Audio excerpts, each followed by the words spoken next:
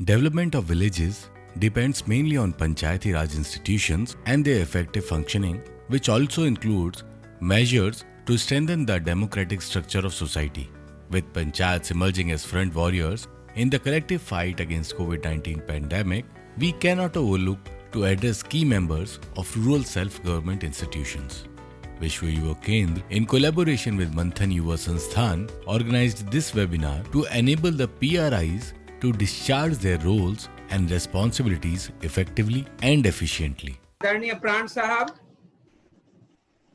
Founder तीसरी सरकार अभियान, श्री लक्ष्मण यादव जी, मुखिया समय ग्राम पंचायत ब्लॉक जयनगर कोडरमा झारखंड, माननीय अपने सुधीर पाल जी, सीईओ मंथन युवा संस्थान, श्री उदय शंकर सिंह जी, चीफ कंट्रोलर विश्व युवा केंद्र, हमारे सभी प्रतिनिधिगण, प्रतिभागीगण, सबको मैं मंथन युवा संस्थान और विश्व युवा केंद्र की तरफ से सर्वप्रथम हार्दिक स्वागत करता हूं।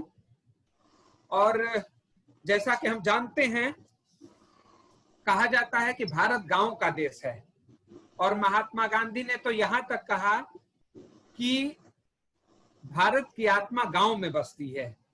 तब यह हमारे लिए और हमारा सबसे बड़ा कर्तव्य हो जाता है कि हम गांवों को कैसे समृद्ध और विकसित और खुशहाल रखें।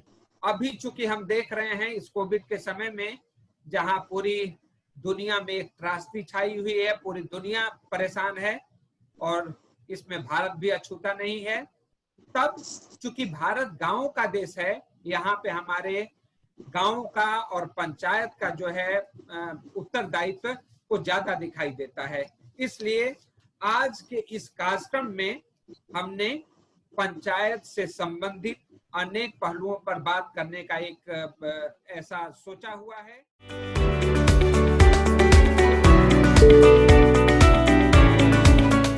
पंचायत को अगर हम समग्रता की दृष्टि से देखें तो हमें पूरे इतिहास के कालखंड में अगर देखें तो हमें इसे 5 भागों में बांट करके देखना पड़ेगा।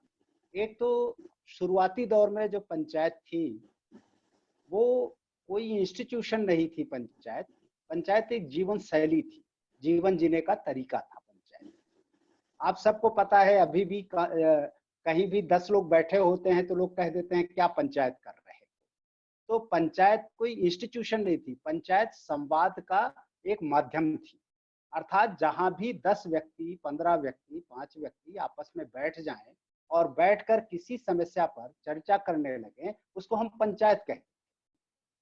धीरे धीरे जब हम ये माने कि अंग्रेजों से आने के पहले का जो समय था, मध्यकाल था, मध्यकाल में जब राजाओं के काल आए और विशेष करके मौर्य काल से लेकर के गुप्त वंश तक और मुगल काल तक, ये जो पीरियड था, इस पीरियड में भी गांव के सहज जीवन का हिस्सा तो पंचायतें रही ही, लेकिन ये जो राजे रजवाड़े थे या जो रियासतें थी, ये रियासतें जब अपना गांव तक अपनी पहुंच का जिनको माध्यम बनाने लगी, उनमें भी पंचायतों को वो थोड़ा बहुत उपयोग करने लगी, लेकिन उपयोग करती थी, हस्तक्षेप नहीं करती।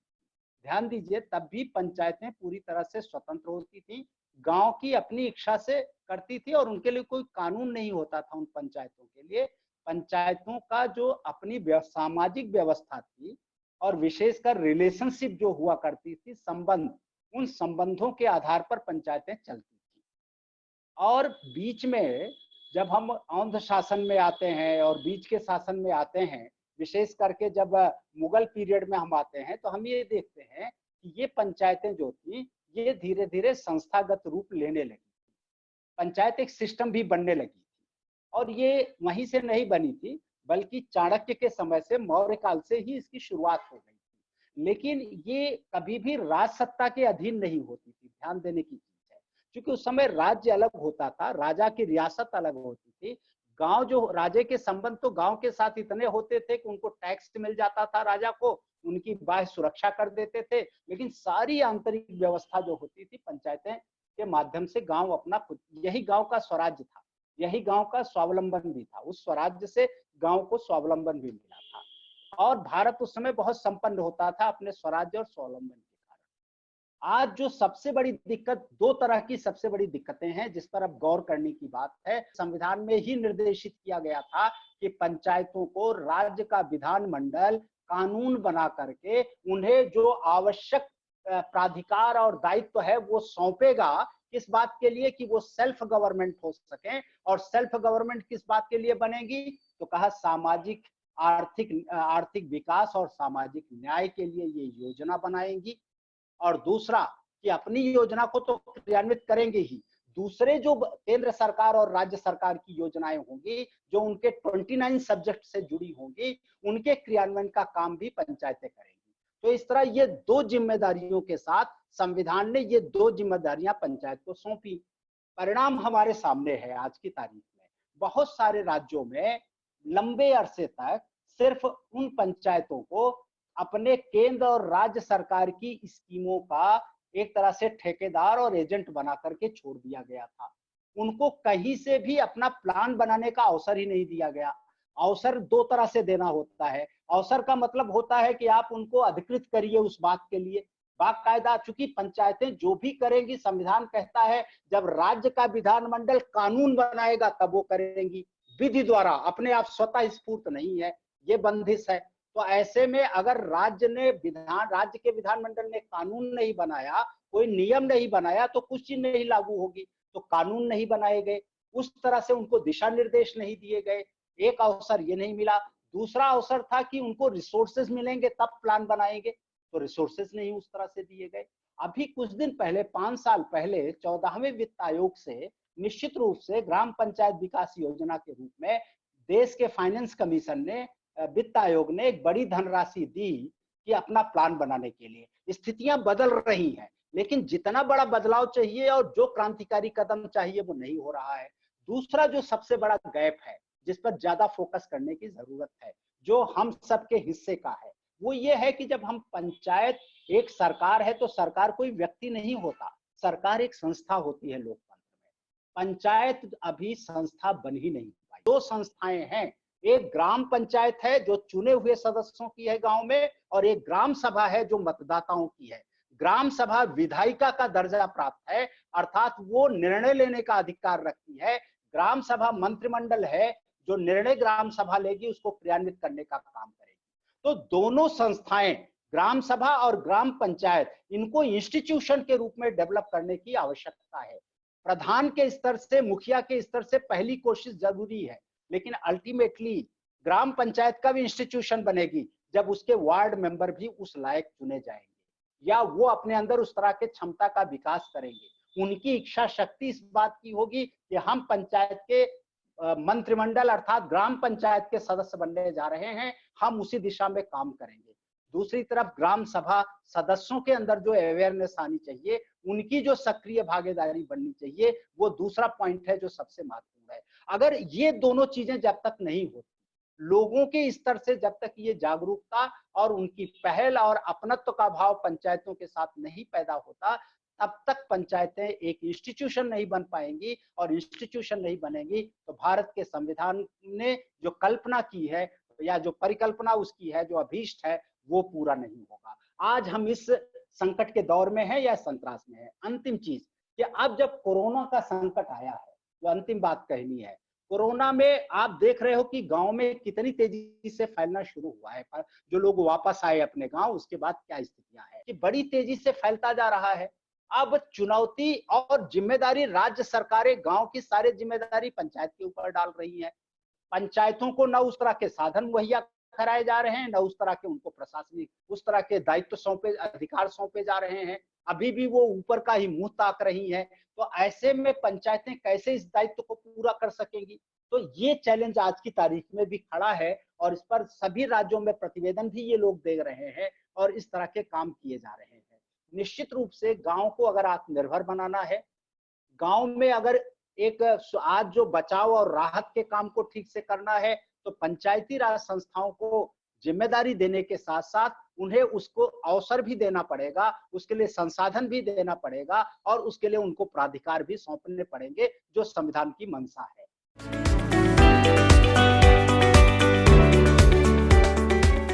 वास्तव में आज पंचायतों की भूमिका भी जो है बहुत ही महत्वपूर्ण है।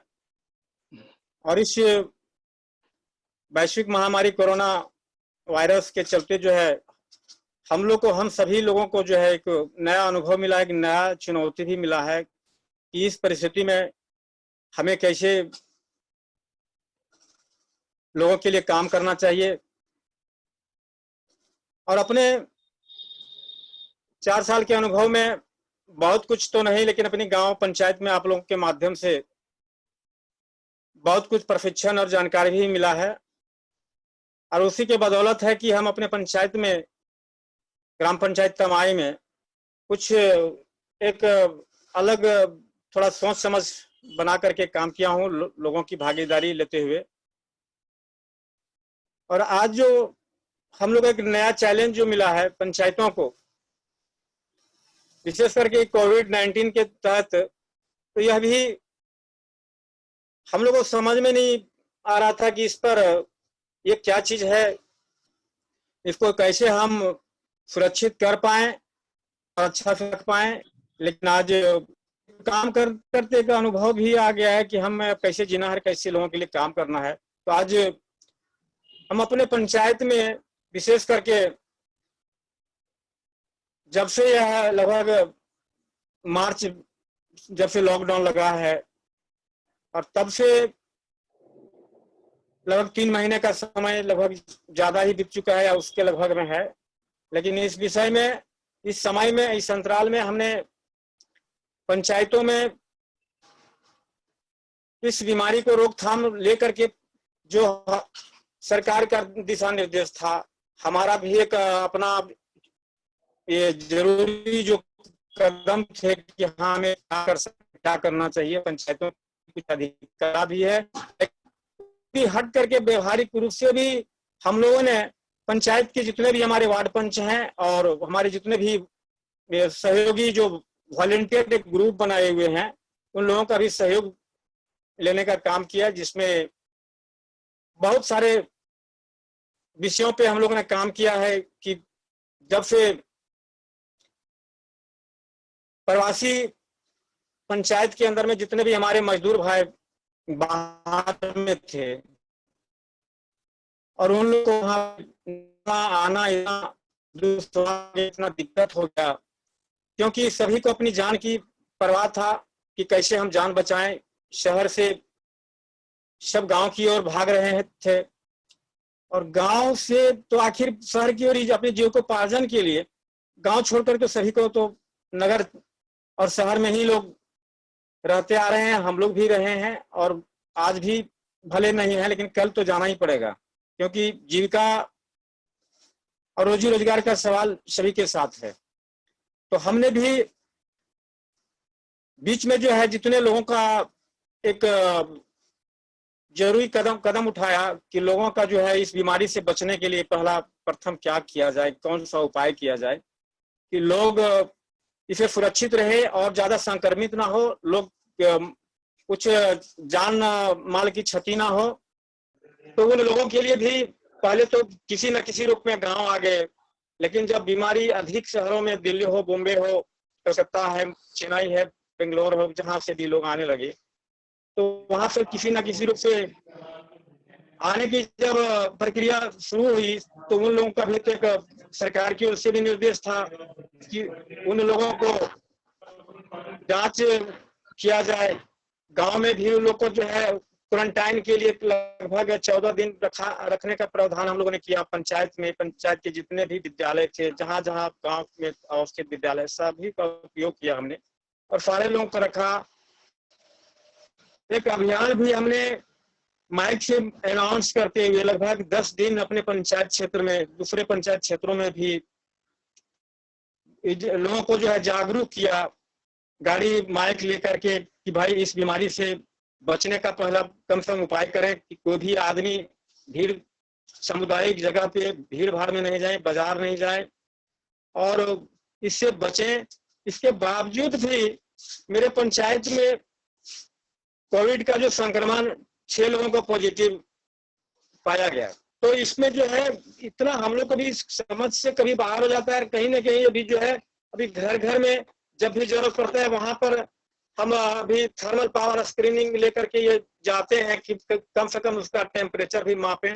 और यह भी अभी एक तरह से जो अपना उसमें थोड़ा सुरक्षा की नजर से अपने लिए भी और लोगों के लिए भी कि कहीं टेम्परेचर भी अगर मापते हैं तो इससे भी पता चलेगा कि यह आदमी किस कंडीशन में भी है। और अभी जितने भी बाहर से लोग आए उनका भी एक डाटा बनाया, लिस्ट बनाया और ब्लॉक और जिला को दिया। वहां भी कुछ ऐसे हमारे संस्था थे, एनजीओ जो है प्रधान एक संस्था है, उनसे भी संपर्क किया, अन्य लोगों से बेंगलोर से भी संस्था एनोर से संपर्क किया। तो जो जहां कुछ लोग थे तो उन लोगों के का भी सहयोग मिला हमें। वहाँ बॉम्बे में भी बहुत प्रवासी मजदूरों को जो वहाँ कुछ खाने पीने का भी प्रॉब्लम आ गया था, तो उसमें भी वहाँ पे उन लोगों को राहत वगैरह, राशन वगैरह भी दिलवाया। कुछ दिल्ली में थे, वहाँ भी लोगों को जो है लोगों के माध्यम से, संस्था के माध्यम से राशन वगैरह कुछ मुहैया कराया। और एजुकेशन में भी पंचायत जो है हम लोग बेहतर, बहुत बेहतर नहीं, लेकिन पंचायत में हम लोग एजुकेशन लेकर के भी वर्षों से काम किए थे। इसके पहले कोविड-19 के पहले जो चल रहा था, लगातार जो है पंचायतों का जो है मॉनिटरिंग, जिससे सरकार की योजनाएं सर बहुत हैं और धरातल पे ये नहीं जरूरी कि हमें पंचायत के माध्यम से हमें पैसा मिलेगा तो हम स्कूल चलाएंगे या तो हम हेल्थ सेंटर चलाएंगे या तो आंगनबाड़ी चलाएंगे। तो इसमें जो है क्योंकि सरकार विभिन्न विभागों को, आंगनबाड़ी को, हेल्थ सेंटर को, स्कूल को, अन्य विभागों से तरह तरह के पैसे मिल रहे हैं, तो सिर्फ हमें पंचायतों को जो है मॉनिटरिंग करना है कि वह पैसे का उस जो भी व्यवस्था सरकार दे रही है, जो भी सुलभ राशि दे रही है, उसका कैसे सदुपयोग हो, उसका अच्छा से यूटिलाइज हो। तो यह भी हम लोग मॉनिटराइज कर रहे हैं, मॉनिटरिंग कर रहे हैं उसका कि प्रत्येक महीना में सभी शिक्षकों के साथ, आंगनबाड़ी के साथ, सहिया दीदी के साथ और कुछ वैसे वॉलंटियर्स जो हमारे हैं, जो समाज में कुछ काम करना चाहते हैं, समय देते हैं, उन लोगों के बीच में जो है बैठ करके हम लोग प्रत्येक माह सभी चीजों पे समीक्षा करते हैं, पढ़ाई का भी, हेल्थ का भी और आंगनबाड़ी का भी, जो स्वास्थ्य का भी जो होता है उस पर भी हम लोग समीक्षा करते हैं। अभी हमारे मुखिया जी आए थे, लक्ष्मण यादव जी, उन्होंने बहुत ही अच्छी बातें की और शब्दों को सीखना और उसको जीवन में उतार देना। मैं हमेशा जीवन को उतारने को ज्यादा महत्व देता हूँ। सीखने के लिए तो बहुत अथाह समुद्र पड़ा हुआ है, लाइब्रेरी भरा हुआ है। तो लक्ष्मण यादव जी ने अपने ग्राम पंचायत को एक मॉडल पंचायत बनाया। इसके लिए हम तहे तहे दिल से उनको धन्यवाद देते हैं। उन्होंने आकर हमारे पार्टिसिपेंट्स के साथ अपने विचार शेयर किया, अपना अमूल्य समय निकाला, इसके लिए बहुत बहुत धन्यवाद।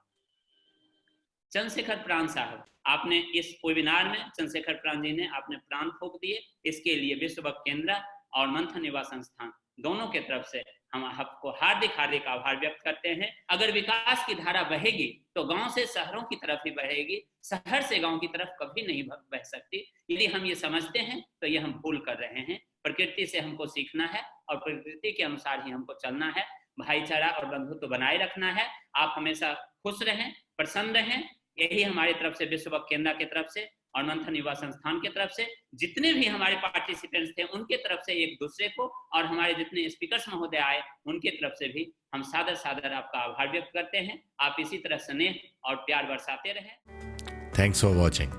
For more updates, please subscribe to our official YouTube channel and follow us here.